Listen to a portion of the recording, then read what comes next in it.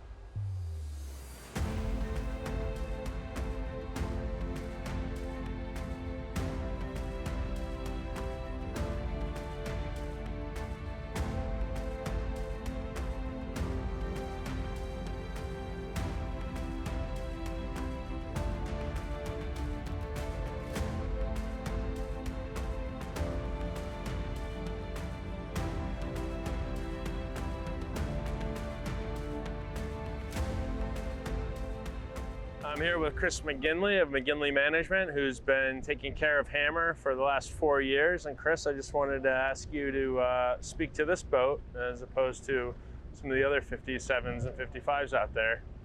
Yeah, so Hammer's got the tall rig, centerboard system. You know, there's a couple different versions of the 55, 57s. Some have the mini keel, some have the dagger boards. This one is one of the later versions. We've learned a ton throughout the building process. And I think this is the culmination of kind of all the mistakes and learnings of it. So it's really dialed in. The center boards allow it to point really high. The tall rig makes it go. We sail wind speed from about 6 to 11, 12 knots. You know, we can really get up and go.